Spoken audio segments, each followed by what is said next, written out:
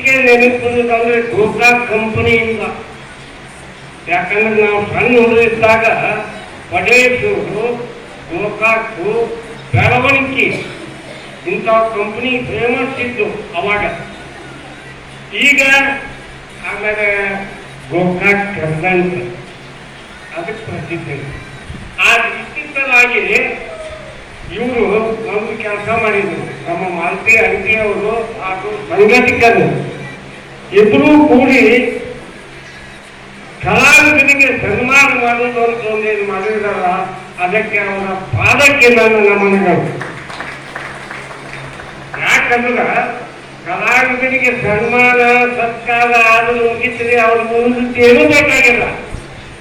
ನೀವು ಅವ್ರ ಕೈಯಾಗ ₹1,00,000 ಕೊಡ್ರಿ, ಮರುದಿವ್ಸ ಚಾ ಕುಡಿಯಾಕ ₹1 ಇರೋದು. ಯಾಕಂತ ಕೇಳಿದ್ರೆ ಅದು it is not the mistake of the actor. ಅದು ಅವ್ರ ಮಿಸ್ಟೇಕ್ ಅಲ್ಲ, ಕಲಾವಿದರಿಗೆ ಇರುವಂತ ಶಾಪ. ಲಕ್ಷ್ಮಿಗೆ ಸರಸ್ವತಿಗೆ ಅಪೋಸಿಟ್ ಐತಿ. ಅದಕ್ಕೆ ಅದನ್ನು ಬಿಟ್ಟು ವರ್ಷಕ್ಕೆ ಸ್ಮರಿಸಿ ಅವರಿಗೆ ಸನ್ಮಾನ ಮಾಡ್ತಾರಲ್ಲ, ಈ ಗೋಕಾಕ್ ನಮ್ಮ ಜನರಿಗೆ ನನ್ನ ಕೋಟಿ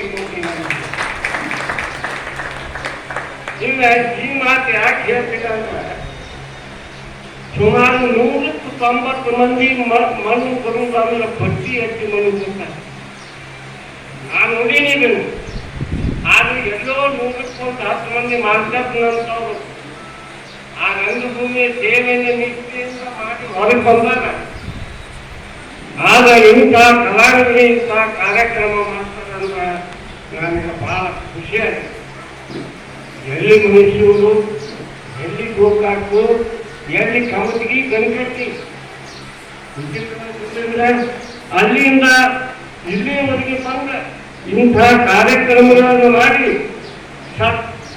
ತಮ್ಮ ಕೀರ್ತಿಯನ್ನು ಹೆಚ್ಚಿಸುವುದಾದರೆ ಕಲಾವಿದರನ್ನು ಬದುಕಿಸ್ತಾರೆ. ವರ್ಷಕ್ಕಿಂತ ನಾನು